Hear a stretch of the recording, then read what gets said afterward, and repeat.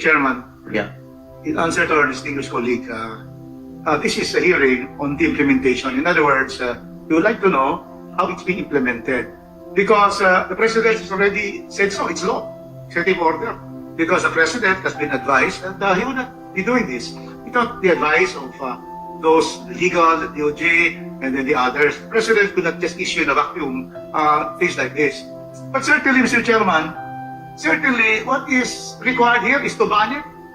There's no such thing or regulation. If you succumb to regulation proponents, wala na, open na lahat sa atin itong ano.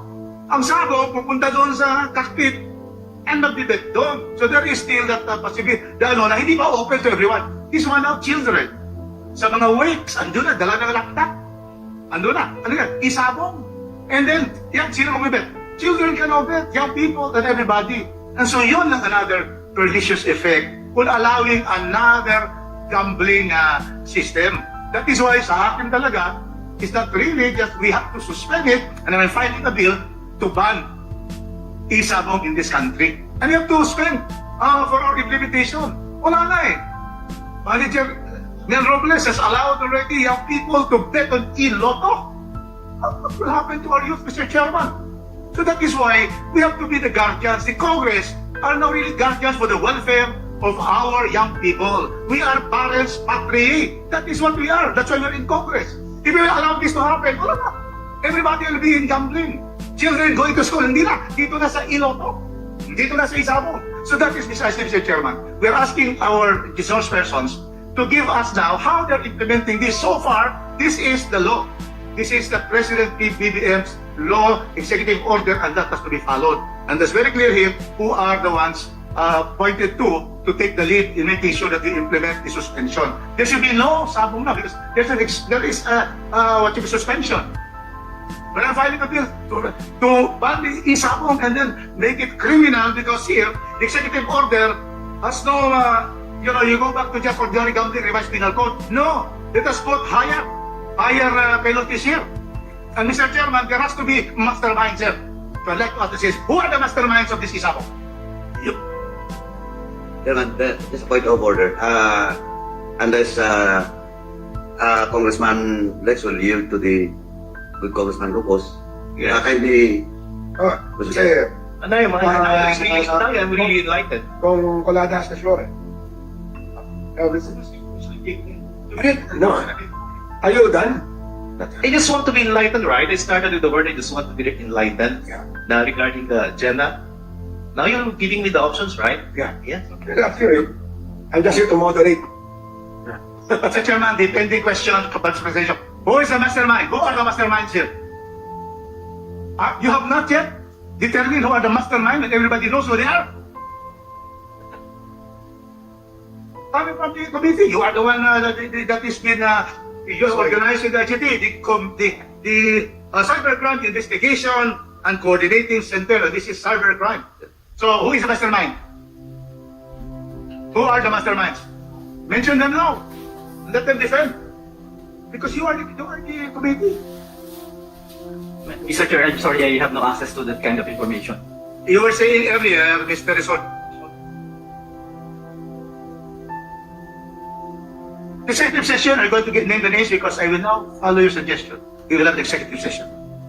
You know, we cannot allow sacrosanct people here in this country to go into illegal gambling, especially when the president has put his thumb down on this, that it is suspended.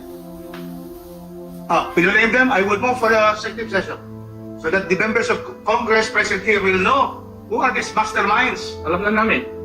I want all of them. I know some. But they are the committee to brief us who are those people. Sinabi niya, there are names daw kanina. We now move for the executive committee, Mr. Chair, to hear CICT. Mr. Chair, sir. Mr. Chair. Ako ang pagkawala. Yeah. Sige. Boss. Yeah. No, 20 seconds. I fully agree with Congressman Rufus. May iyo, once may iyo, ibig sabihin illegal. Yes. Pag illegal, bawal.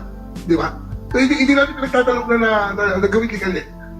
Ang sinasabi lang namin is, may iyo, galing sa presidente, batas yan, sundin natin. Ang problema nyo, hindi nyo masunod. Di ba? Oh. Ngayon, kung hindi masunod, anong reasons? Ito yung hindi ba natin kanina, may ISP, VPN, it's mahirap talaga. Di ba? So, kung imposible mahuli, itong illegal na to, anong pwede ka natin gawing way para win-win? Pero as long as may iyo na illegal, gawin muna natin yung trabaho natin na mahito. Di ba? Okay, that's all, Mr. Chair. Stop. Oh, Wala Mr. Chair. eh. Mr. Chair, wala ako kanina eh. Sinasabi ni Honorable Garcia, sabi ba nila na mahirap? Galing sa kanila. Yeah, mahirap natin. Bakit mahirap? If you are able to identify the persons, bakit maging mahirap kung kilala na ninyo? Matanong ko nga. Mr. Chair, the discussion a while ago was with regard to the sites and determining their location po, Mr. Chair. Yes, pero kilala nyo kung sino yung mga tao, pati agency nila eh. As to that kind of information, Mr. Chair, it is my principals that have access thereto. At our level, we have no access to that kind of information, Mr. Chair. Kasi, That's why the principals are asking for an executive session should it be necessary, Mr. Chair. may I know the reason why you cannot divulge the names of those people involved in this committee hearing publicly? Mr. Chair, for one, we at our level we have no access to the information. Apologies. Eh, Mr. bakit Chair. ka humihingi ng executive session? Wala ka palang alam.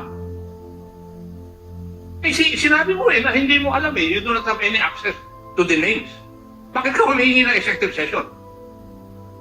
Sa executive session, are you going to reveal to us the name? Yan, sir. Mr. Chair, that was on behalf of our principal, the executive director, who happened to have a medical issue today po. So, what you're trying to tell this committee is, you're going to ask for an executive session when your boss is well. Correct? And when he's going to be able to attend this hearing. Yun po yung ibig niyo sabihin. Yes po, Mr. Chair, but I'm sure in the coming days he would be able, Mr. Chair. Oh, basta we're speaking currently, hindi makakarating yung boss nyo at hindi nyo may re-reveal yung pangalan dahil you do not have access to that. Yes, Mr. Chair. Yes. So, baliwala kung mag-executive session tayo, Yes. Chairman. Di ba? Yeah, since the executive director through the resource persons has requested for an executive session, we would like to set now the executive session so that we will be enlightened on what are the process and their achievements and implementation and who are the masterminds and their agents, Mr. Chairman. So you tell us when can the executive director attend? Mr. Chair, we would communicate now and we will get back to the chair as soon as I get information, Mr. Chair. Okay, Mr. Chairman, he does not leave this room until he gets from the boss when he will be well. How about next week, Monday? You will check. Okay, you will check We will with check, Mr. Chair. the principal. Okay, Mr. Chairman. Monday, our regular meeting day. Tuesday. Tuesday. Yeah. Okay lang. Alam mo, that only shows how inept your agency is. Alam ng boss mo kung sino dapat abunin, hindi sinishare sa inyo. For you to take action after siya, kung identified pala niya kung sino yung mga nag-ooperate niyan. So, Mr. Chair, inuupan lang niya yung information niya. 1 year already, Mr. Chairman. They should be able to implement already. And in the reports, name the names already. Because we want to stop this. Anyway, so, any concern for isa Chair. proceed to the main, Kaya dapat malaman natin dahil alam mo, Mr. Chair, madaming mga sabi-sabi na hindi makapag-operate itong mga illegal na online sabong kung wala ang bendisyon mula sa ating kapulisan, mga ilang ahensya ng ating gobyerno. And That's precisely that, Chair. Yeah, no, that's precisely the reason why we're conducting this committee meeting. Kasi nga, almost all congressmen who approach me are already exasperated. How come there's, continues to, how come Isabong continues to proliferate despite the EO coming from the President? Wala raw ginagawa ang Anyway, so kung paano, Thank you, Chairman. Anyway, anybody from the resource person can answer. Di ba, wala tong online betting pag walang physical na sabong. Tama?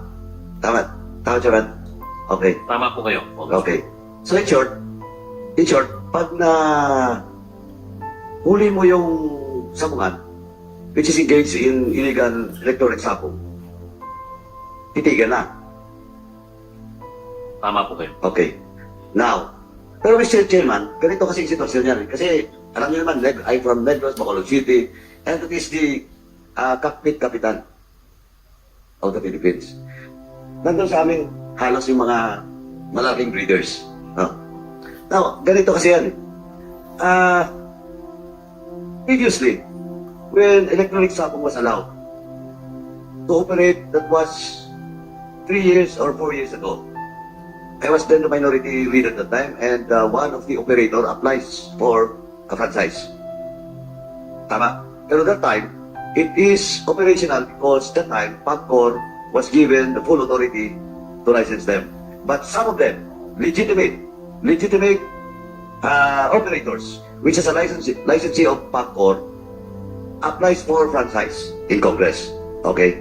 Now, Mr. Chairman, and I want this to be confirmed by all the resource persons, especially yung CICC. Kasi pag intindi ko, during those days, 3 years or 4 years ago, or before the pandemic pa nga eh. I forgot. Because that was 2019, I was elected. 2019. Tama ko. Pandemic. At saka before pandemic. Now, during those times, no, ang alam ko kasi, kaunti lang yung nag-illegal. Ito I'm not telling that I want it to be legalized or to continue. Now, ngayon may 2,048 now website. At one time ba yan? Operational at one time? Series from the time that we were mandated to monitor up to January. So series po yun. So, ang sinasabi po kasi, kuminsan po ang isang operator mayroong 200 web. Yeah. Because, 200 website because they are declared illegal na. Diba? So, kung sa wedding yan, that's masyaw. Okay? Diba? Tama? Now, anyway, ganito kasi yan. Para sa informasyon na kasi sa amin maraming doon. During that time, lahat ng mga cockpits doon, merong online betting. Okay? Ay, almost every town in my province, mayroong cockpit. And, of course, under the local government code, maximum of 2. No? Minimum of 2 cockpits in every town. Yeah, pero sa amin, minimum may na-apply pa kasi chairman eh, na kaya lang hindi pwede dahil nga, unless otherwise, magsara or gamitin niya yung lisensya. Now, during those times, now that was 3 or 4 years ago, alam naman natin kung sino yung mga operator. Well, in fact, ito, Mr. Chairman, can we direct the PAGCOR, though the time, si Chairman Tengco is not yet the head of agency, to submit all those operators legal with the license during this time. Please submit. Kasi gusto kong makita yun eh. We will furnish the committee Okay, thank you. the list of the licensees of PAGCOR related to Isabong, Congressman. Okay, thank you. Now, kung titingnan mo, ngayon 2048 as for record, pero still, eto sa PNP at saka sa ICC. Kasi pag alam natin dito, yung question of enforcement, may problema lagi. Walang tao, mag-coordinate pa, etc. Now, I started my question in regards to betting, electronic betting, na walang mayroong electronic betting kung walang sabungan. Tama? Tama, Mr. Chairman, ngayon ang mga sabungan na mga illegalista, nagigirilya na. Chairman, sa amin, hindi na nga sa farm. Kasi pag sa farm kasi, identified ka agad yan kung saan mga farms yan. Actually, Negros, of course, sugar industry yung main source namin doon. Ang daming mga tubuhan, hacienda. They are doing that inside hacienda. Doon sa loob ng tubuhan. Hindi, no, that's not the PADA. Hindi to PADA. Kasi ito PADA, there are betters, di ba? Tapos magdadala ng mga pagsabong nila. No. Yung operator, ito isang sitwasyon, Chairman, yung operator mismo, namimili ng pansabong at a very low price. Minsan 1.5, at most 2,005. Sila na mismo. Walang better dun sa loob. Sila para may laban, online, on screen, live. Tapos, pag medyo may information nakuha, of course, ang source niyan, sabi nga kanina, sabi nga itong amante kanina, walang mangyari kung hindi inaalaw ng mga agency, bla bla bla. Pag may information, lilipat na naman yan sa ibang tubuhan. Now, again, ang sinasabi ko lang is, during those days, 3-4 years ago, hindi ganito ang problema natin. Ngayon masala, Mr. Chairman, alam mo ba? Bakit masala? Ay, sinasabi ko ngayon yung local. Gusto ko lang ipakonfirm sa CICC. Tama ko ba na may mga online sabong that is happening outside of the country? Pero yung mga joke operations for betting dito sa Pilipinas. Alam niyo ba yun? Hey, answer! I think, Mr. No, I don't accept the answer I think. Alam niyo ba? The CICC. Hindi, yes or no lang. Alam niyo ba? O no? Ito ba, Mr. Chair? Nag-iingi ng, you don't need additional resources and equipments to monitor it. Wala. Alam mo, Mr. Chairman, Indonesian, pumasok dito sa atin. Doon ang sabong, may Filipino Filipino na contact, nag-operate doon, sa labas. Pero yung mga mentor, Filipinos. Maliban pa yan sa mga lokal dito. Now, PNP, ilan na ba talaga yung nahuli yung guerrilla illegal na sabong? Actual, physical and actual na sabong, which is engaged in isabong.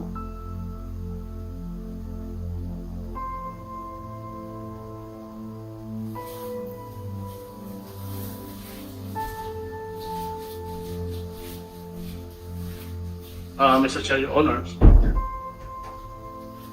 based on the report given to us by the Directorate for Investigation and Detective Management, we have 247 cases related to online sabong, and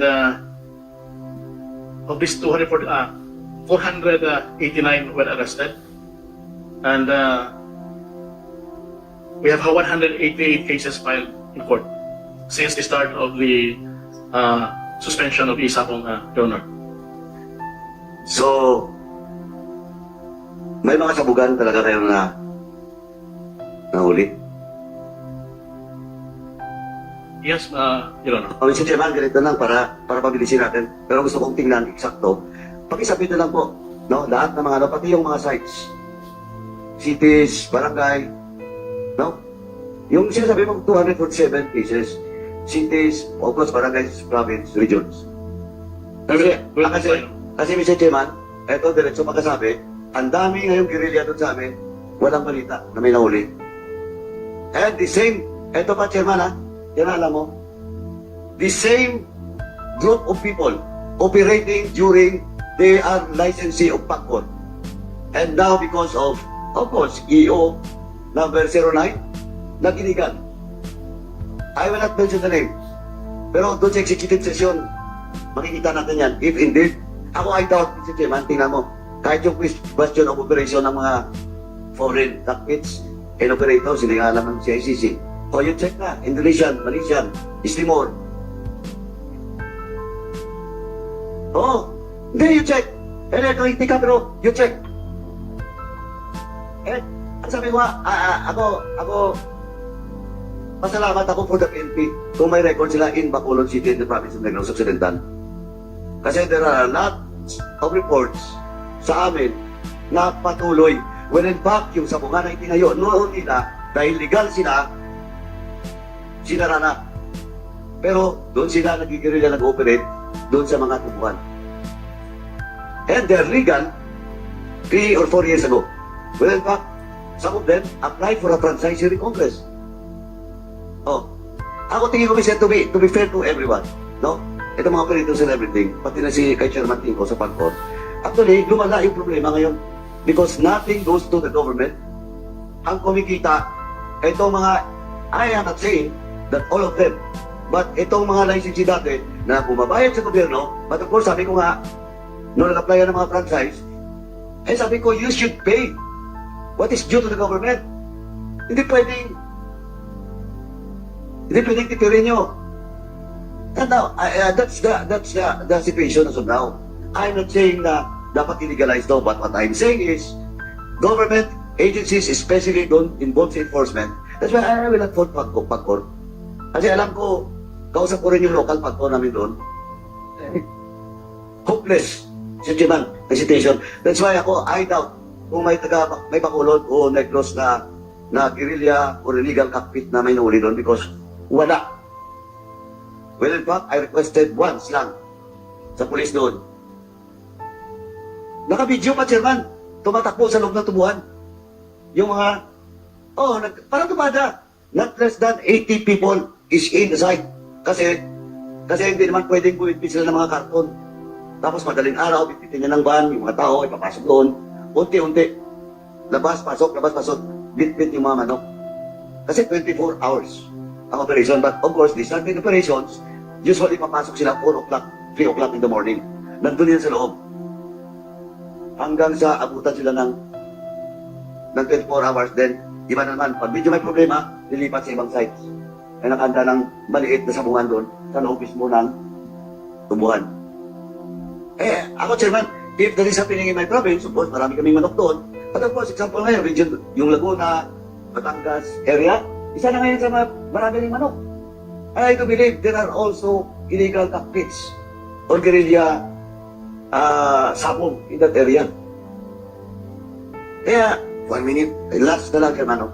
Kaya I just want to request, lalo na sa ICC, mag-executive session, sabihin mo sa principal mo, pagandaan niya. Kasi baka, mas marami pa nga lang ang mga members dito kaysa kanya. Oo. Ako doon. Alam ko kung sino-sino. Alam ko rin kung sino ngayon. Mr. Chairman, alam ko rin kung sino ngayon yung dating licensee na talagang tumigil. Illegal. Alam ko rin kung sino licensee na until now is still operating. Alam ko. Kaya ako ayok na You personally know, personally know about this. Chairman, I was the minority leader at the time, and all those operators apply for a franchise. Kaya alam ko, sa aming probinsya, alam ko, sa aming the island of Negros, my province Negros Occidental, alam ko sino mga operator doon. Same people. Same group of people that also operates 3 or 4 years ago. Same group of people that applies for franchise. During the economy, as the minority leader. Kaya ako heads up lang, pakisabi lang sa boss mo. Pati yung mga sites. Ito pa pala, Chairman. Anyway, si Chairman, last na lang. Chairman, tingko, pakiano lang po, di ba may mga sites? 2048. Opo. Para malinaw, kung kaya nyo lang. Kasi hindi ko naman lahat yun, kabisado lahat. Kung kaya nyo lang, ma-identify nyo na yung local, dito at saka yung foreign sites. Kasi ang operations, ang command talaga o ang centralized outside. Pero yung mga vetor at saka yung mga runners sila dito sa Pilipinas. Thank you, Chairman. Thank you. So, before we proceed to the next agenda, Mr. Chair, yes, before we proceed to the next agenda, yes. pwede pong magtanong? Yes, kasi may question din ako. Ikaw na muna. Thank you. CICC, sino po ang representative? Sir, it's me, Mr. Chair. Attorney Navarro. And what is your position sa CICC? I'm the director for policy, Mr. Chair, and for legal affairs. And the guy beside you, what is his position? I'm an investigation agent, Mr. Chair. Yeah. Being an investigation agent, you should be knowledgeable about those people involved in Isabong. Tama? Apologies, Mr. Chair, but I do not have access to that data. Okay, sobra ba ang compartmentation nyo ng information dun sa CICC? That is one of Only your the... boss has access to this? Yes, Mr. Chair. Siya lang? Mr. Chair, it's a protocol in the office to observe operation security. I know. Yes po. I came from the uniformed service where need to know basis is the basic principle of intelligence. So, let me ask you, who has access to this information? Your boss? Who else? Because, Mr. Chair, they should be the ones to be invited here, not these people. Di po ba? Kasi sila pa lang may impormasyon eh. Tapos ang pinapadala, yung walang alam. Paano na? You're giving us information or no information for us to decide in this hall of Congress. Paano kami mapag-decide na tama? Kung hindi naman yung binibigay yung impormasyon, hindi rin tama yung impormasyon na binibigay ninyo. Yes. Di ba? Sige, sagutin niyo ako. Casey, please reply. Mr. Chair, I'm sure our principal, if our principal may make relevant information available. Yes, but I'm asking you, for the other officers in your organization, who has access or who would have access to these informations which are considered open and close quotation secret as far as your group is concerned. We are no longer aware, and we are not aware of any other officer, Mr. Chair, that may have that information. Mr. Chair, may I move that the head of the CICC be tasked or the directed to explain why people who are not in the know insofar as the subject matter is concerned are being sent here. Yes. I move, Mr. Chair. Second. Wait, so, Pomsec, you're directed to inform, explain. Asa? To tell you frankly, hindi ako naniniwala na hindi nyo alam eh. I've been in the service for more than 35 years. And I've been in government for more than 40 years. Alam ko naman na yan. Alam ninyo eh. Diyan sa opisina ninyo, alam nyo yan. Pero ayaw ninyong magsabi dahil siguro nga may order yung inyong boss. You're gagged by the order of your boss, which I think is true. Tama? Yes. Kasi tatanungin ko lang naman, hindi naman yung mga pangalan. Ang tatanungin ko sa inyo, ilan ang mga operators ngayon ng illegal online sabong? Ilan ba sa kanila? Kung yun lang impormasyon na yun, natatanungin, hindi nyo alam, then you do not deserve to be here to answer the questions of the members of this committee. Will you agree with that? Mr. Chair, given po na we defer to PAG4 considering that they're the lead coordinator. So kung ano po yung figure kasi, Mr. Chair, Huwag mong ugaliin na ipasa mo yung problema sa ibang ahensya ng gobyerno. If you're released insofar as your obligations are concerned, you take responsibility for it. Huwag mong ipasa. Hindi ko alam kung yun ang training nyo doon sa opisina ninyo. Pero doon sa pinanggalingan ko mga opisina ng gobyerno, hindi namin pwedeng gawin yung ganun eh. may mistake, Mr. Chair. Yes. Huwag mo ugaliin yun dito. Otherwise, hindi ka aasenso sa ladder of authority ng gobyerno. Mr. Chair, since hindi naman na masasagot yung katanungan ko ng CCC, may ask PAGCOR, yung bang dating mga website registered lahat po sa PAGCOR? Ng online sabong? Hindi din po. Hindi rin. Registered. So they are not also properly certified to by the international gaming industry or gaming labs. I believe so, Congressman Ahmed. Yes. And when they were authorized to operate, meron po bang paraan na ma-monitor nyo yung actual online operations nila? Wala rin? Honestly, hindi ko po inabutan na yung nung na-appoint po ako sa sometime in August, sarado na po eh. So, hindi ko po masasagot yun. Congressman Ahmed. Thank you, Mr. Chairman. Yung ACG ng police, Yes, Mr. Chair. are you aware of the existence of illegal gaming websites? Yes, Your Honor. And do you report this to the ICT? On a daily basis, Your Honor, we are writing the ICT and NTC informing them of these illegal websites and for them to direct the ISPs to take it down or to block those monitored websites, Your Honor. Yes, but they cannot do that on their own. They need the cooperation with the telcos, tama? Yes, Your Honor. Yes. Di ba? Ngayon, sinasabi ko ninyo, hindi nangyayari yun siguro dahil do you have reports of your reports being acted upon by the ICT? Your Honor, all of our reports were acted by NTC. They directed the different ISPs to block those websites. In fact, we have requested a total of we have monitored actually 3,341, and out of these 3,341, 3,007 were blocked by ISPs upon instruction of NTC. Pero, are you the head of the ICT? Yes, sir. Hindi mo alam kung sino yung mga operators? We have intel report, Your Honor, that it's not comprehensive. Yes. If CICC is not or is barred by their boss to reveal some names, are you with the authority to reveal these names also, insofar as your reports are concerned? These are intel report, Your Honor, so I have to create from the Directorate for Intelligence or even at the level of the GPNP because I don't have the authority to release intel reports, Your Honor. You don't have the authority to release intelligence reports, but you have conducted investigations, official investigations on the matter. On this website, Please answer my question. No, You Your have Honor. conducted investigations insofar as this issue is concerned. As a matter of fact,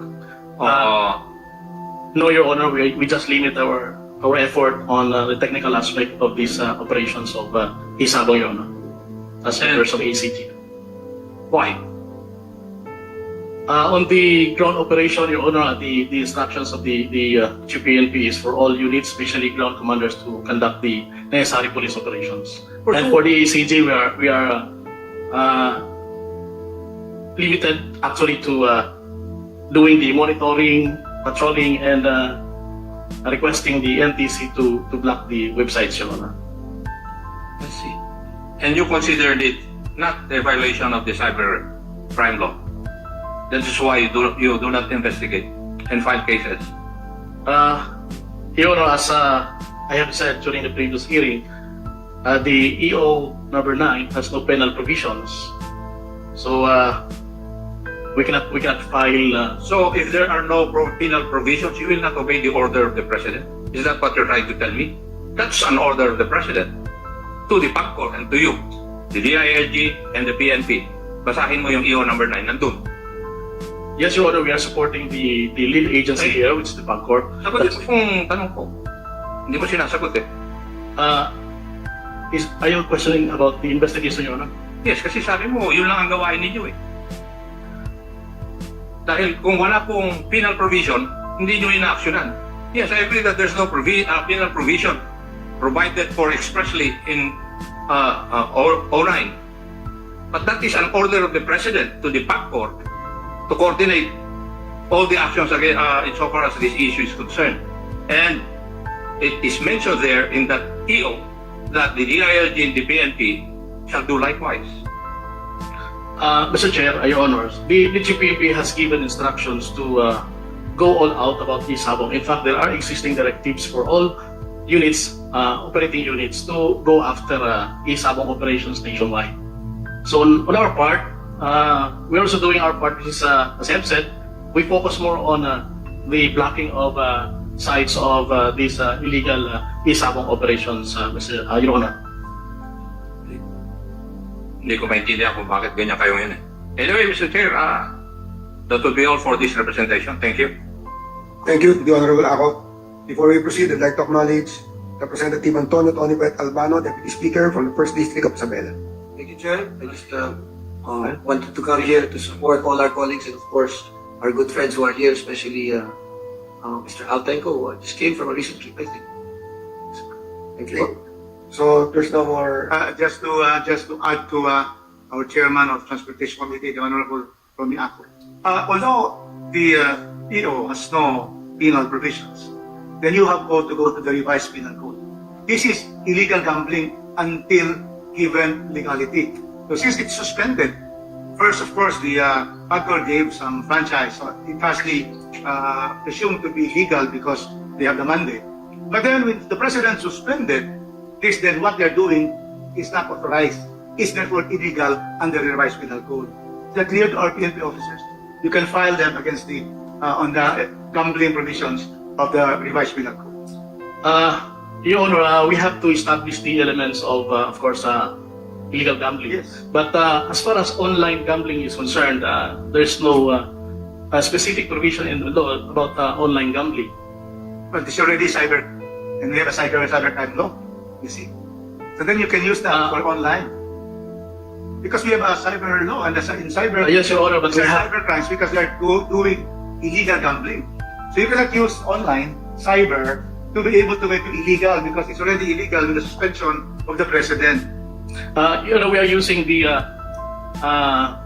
illegal gambling law 1602 as amended in relation to Section 6 of the cybercrime law.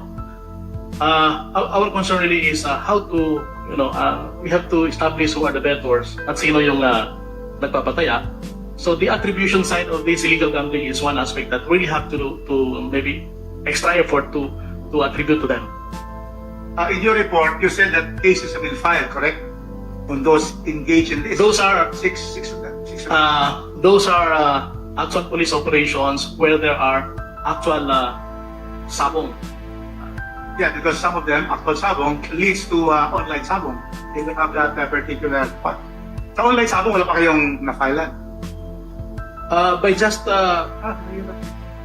Because it's been suspended by the president. And therefore, sabong is illegal under the regular revised penal code and the cybercrime law. Because once you use online to be able to gambling, it will violate the cybercrime law. the issue, Mr. Chair, is the streaming or broadcasting of live cockfights is not specifically provided in the law. So I think that is the act that should be penalized, no? The streaming or broadcasting of cockfights. In our existing laws, there's no specific provisions that really penalize this broadcasting, no? And the streaming of cockfights. And you are under the principle of nullum crimen, nullum pena sine lege. There is no crime, there's no penalty. That's right. That's right. Okay. So we file a bill, Mr. Chairman, to make this clear because it's not clear to them. It's clear to me. You relate the revised penal code with the cybercrime law, but it's not. We will make that clear, Mr. Chairman. We'll file that immediately. Mr. Chair,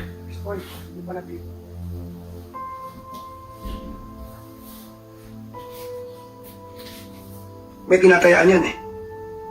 Di ba? That's what make it illegal eh. Kung manonood lang naman ako at walang tayaan eh, illegal yan. Kaya nga naging illegal kung anong pagbet eh. Your Honor, the betting platform is not connected to the website. No, separate po yung tayaan nila kaysa doon yung sa website mismo. So the website is just broadcasting or streaming live the cockfight, but Can the betting The betting- platform used by these illegal operators be determined by the CICC, by your office, by your agency? Kaya niyo bang alamin kung ano yung ginagamit ng betting platform ng mga yan? So we go after them. we can investigate, Your Honor. If we can connect these platforms Mr. to Chair. the websites, illegal websites. Mr. Chair, I just, hindi ako matahimik eh. I do not agree with the ideas brought forth by the head of the ACT. Are you aware of Executive Order number 13? No. I'm not familiar. Yes. I think it would be best for you to read that executive order where illegal gambling is designed by government itself. Para alam mo na yung pinag-uusapan natin ay kasama sa illegal gambling. Kaya nga hindi ako nag-agree sa'yo na if there is no penalty, no. You look at the definition given by government when it issued executive order number 13. Very, very wide yung scope nun.